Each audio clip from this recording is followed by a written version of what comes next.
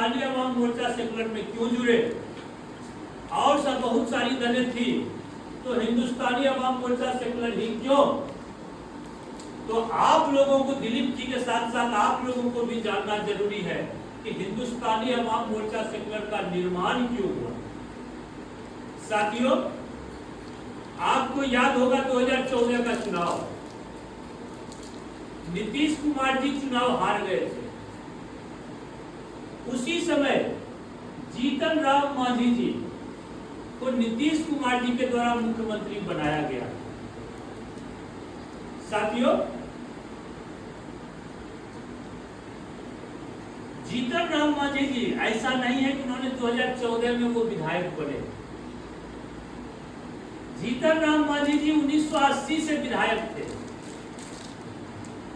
1990 और 95 में से कुछ चुनाव में हारे थे, उसके बाद कंटिन्यू वो चुनाव जीत रहे थे, जनता के द्वारा जीत रहे थे, यानी वो 1980 से नेता थे।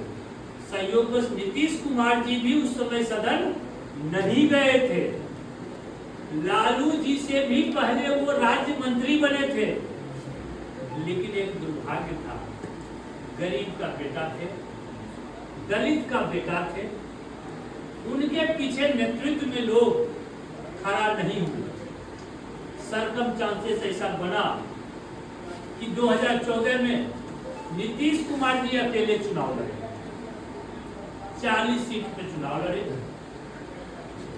32 सीट पे जमानत जब्त हो गई। बड़ा स्पष्ट बात मैं हिंदुस्तानी अवाम मोर्चा सेकुलर का रख रहा हूं, मैं एनडीए का विरोध नहीं कर रहा हूं, क्योंकि हम एनडीए के साथ हैं। हम ये बात कहते हुए इस बात को बता रहे हैं कि आपके नेता ने कितना स्ट्रगल किया और आपके नेता कैसे स्थापित हुए, चूंकि गरीब थे और यहाँ पे ज्यादातर लोग गरीबी से जूझे हैं। तो जब 2014 में श्री जीतन राम मांझी जी को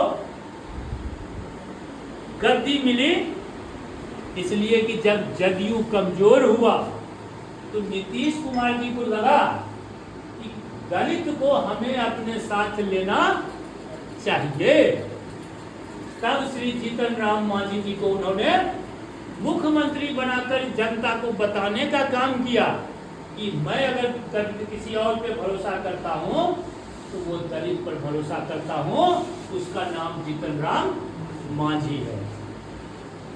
साथियों, हमारे नेता मुख्यमंत्री बने, मुख्यमंत्री के बाद वो काम करना शुरू किया। 1 महीना 2 महीना चल रहा था, हमारे नेता को जो फाइल आता था हमारे नेता साइन करते थे। 2-3 महीना बाद हमारे नेता को लगा कि हम 1980 से सदन में हैं, दलितों के लिए, गरीबों के लिए कोई काम हम नहीं कर पाए हैं, हमें मौका मिला, हमें कुछ दलितों के लिए, गरीबों के लिए काम करना चाहिए। तब उन्होंने काम करना शुरू किया। जब उन्होंने काम करना शुरू किया तो आप लोग जानते होंगे, आप लोगों के यहाँ भी टोला सेवक और विकास मित्र का नाम सुने होंगे। उन्होंने देखा कि चाहे मुस्लिम में दुनिया हो, रैन हो, जो भी जाति के समाज के, निचली जाति के समाज के लोग हैं, गरीब जाति के समाज के लोग हैं, उनमें पढ़ाई लिखाई बड़ा कम। तो उनको लगा कि बाबा साहेब अम्बेडकर कहते थे कि राष्ट्रपति का बेटा हो या हो भंगी संतान। भंगी आप लोग समझते होंगे, हम उम्मीद करते हैं। भंगी मतलब सबसे गरीब जाति। तो राष्ट्रपति का बेटा हो या हो भंगी संतान, सबको शिक्षा एक समान मिलना चाहिए। तो उनको लगा कि हम मुख्यमंत्री बने हैं, कुछ ताकत मेरे पास आई है, तो इसका लाभ जो पूरे बिहार में गरीब है उसको मिले।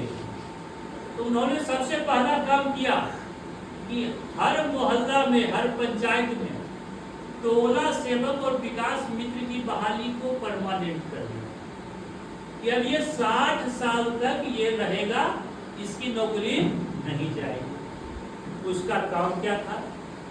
उसका काम था कि जब कम पढ़े लिखे लोग रहते हैं उसको सरकारी योजना का ही पता नहीं चलता। वो पढ़ने जाए और जाए तो कहाँ जाए, कौन ले लेके जाए, कौन एडमिशन कराए, कौन ना कराए, ये पता ही नहीं चलता था। जिस कारण से टूरी समाज में, मुसहर समाज में, रविदास समाज में, जो कि बहुत पिछड़ा समाज है, उस समाज में पढ़ने लिखने वाला लोग की संख्या ही नहीं बढ़ती थी। उन्होंने सबसे पहले किया कि टोला सेवक और विकास मित्र को परमानेंट कर दिया।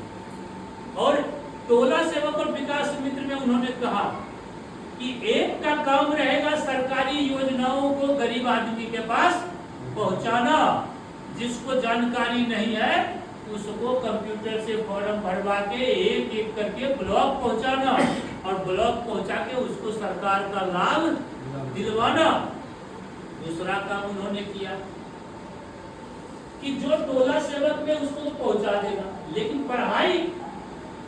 पढ़ाई के लिए उन्होंने फिर शिक्षा सेवक को तय किया।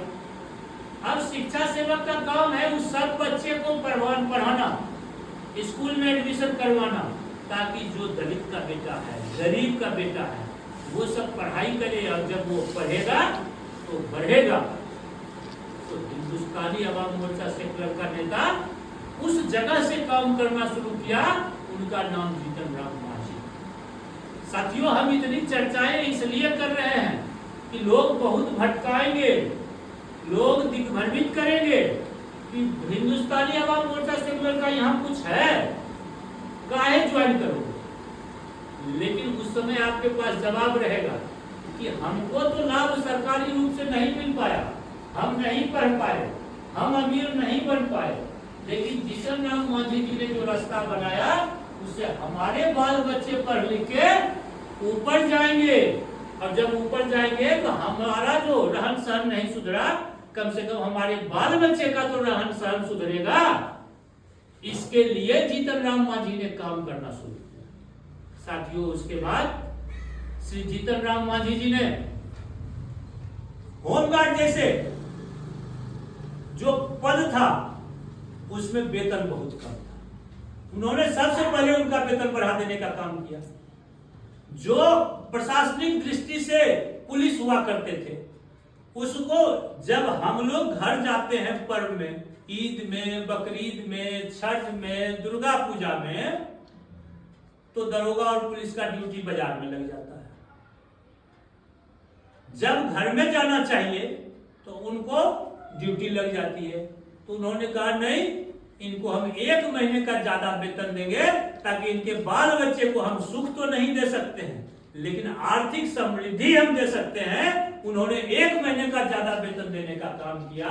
इस तरह के जीतन राम मांझी जी वेलफेयर लोग हैं। साथियों, जब वो काम करना शुरू किए 5-6 महीना ही हुआ था, कुछ सामंती लोगों को पेट में दर्द करना शुरू कर दिया, क्योंकि एक और फैसला उन्होंने लागू कर दिया था। उन्होंने कहा था कि गरीब का बेटा तो ठेकेदार बन ही नहीं पाएगा, पैसा वाला बन ही नहीं पाएगा। तो उन्होंने क्या कहा कि 25 लाख के ठेकेदारी में 50% रिजर्वेशन दलितों को होगा, महादलितों को होगा, गरीबों को। अब लोगों को लगने लगा कि ये अगर 1 साल 2 साल रह गए तो बिहार को पलट देंगे। जो 70 साल से गरीब गरीब है, अमीर अमीर है, वो पलट जाएगा और गरीब भी अमीर होना शुरू हो जाएगा, उसका भी शिक्षा बढ़ना शुरू हो जाएगा, उसके बाल बुतरू समृद्ध होने लगेंगे। उन्होंने विरोध करना शुरू कर दिया, कोई जात पर, कोई बात पर, कोई और किसी चीज पर, एन केन प्रकार जीतन बाबू